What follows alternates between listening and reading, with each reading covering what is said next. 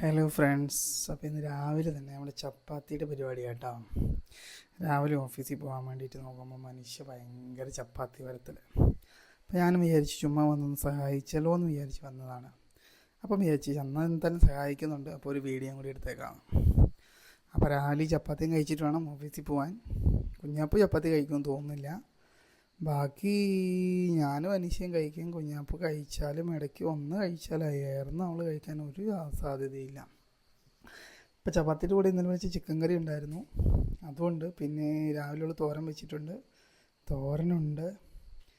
അപ്പം ചപ്പാത്തി മെല്ലെ മെല്ലെ പൊന്തി വരുന്നുണ്ട് കേട്ടോ. നമ്മൾ ഉദ്ദേശിച്ചത്ര ആയില്ല എന്ന് തോന്നുന്നു. ഞാൻ വിചാരിച്ചിങ്ങനെ ബുംന്നും പറഞ്ഞിങ്ങനെ പൊന്തി വരുമെന്നാണ് വിചാരിച്ചത്. പക്ഷേ അതങ്ങനെ തീയിലേക്ക് വെക്കുവാണെങ്കിൽ മിക്കവാറും പൊന്തി വരും കേട്ടോ. ഇവിടെ വെച്ച് ഒരു സൈഡ് പൊന്തുന്നുണ്ടായിരുന്നു. കണ്ടോ വീർത്ത് വരുന്നുണ്ട്. അപ്പം മറിച്ചിട്ടിട്ട് ചപ്പാത്തി ഉണ്ടാക്കാൻ അറിയാത്തവരുണ്ടെങ്കിൽ ഇത് കണ്ട് പഠിച്ചോട്ടെ. എങ്ങനെ ഉണ്ടാക്കേണ്ടത് ഞാൻ കറക്റ്റായിട്ട് പറഞ്ഞുതരാം. ഓക്കെ. അപ്പോൾ നമ്മൾ 4 തുണി വെച്ച് അമർത്തുന്നതായിരിക്കും എൻ്റെ മേലെ ഏറ്റവും നല്ലത്. ഹിന്ദിക്കാരൊക്കെ തുണി വെച്ചിട്ട് അമർത്തുക. തുണി വെച്ചിട്ട് മെല്ലെ ഇച്ചിരി എണ്ണയിൽ തേച്ചിട്ട് ഇങ്ങനെ അമർത്തി കൊടുക്കുമ്പം ഭൂമെന്നും പറഞ്ഞങ്ങ് പൊന്തി വരും. അപ്പം നമ്മൾ പൊന്തി വന്നിട്ടില്ല. അപ്പോൾ നമ്മുടെ ഈ ചാനൽ ആദ്യമായിട്ട് കാണുന്നവരാണെങ്കിൽ സബ്സ്ക്രൈബ് ചെയ്യാനും ലൈക്ക് ചെയ്യാനും ഷെയർ ചെയ്യാനൊന്നും മറക്കണ്ട കേട്ടോ. ഒരു കുഞ്ഞു ചാനലാണ് നമ്മുടെ.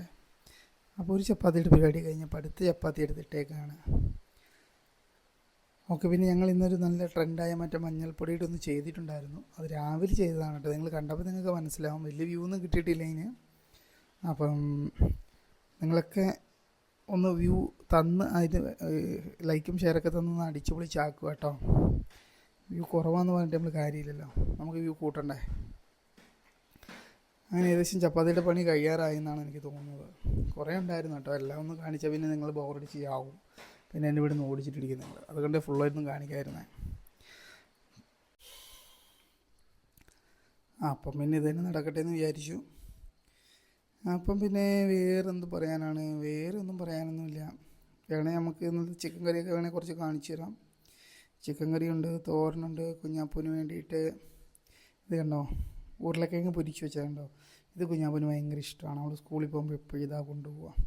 ഇതും ചോറുണ്ട്, അവൾക്ക് ഇഷ്ടംപോലെ ചോറ് കഴിക്കും. ഓക്കെ. ഇത് മെയിനാണ്.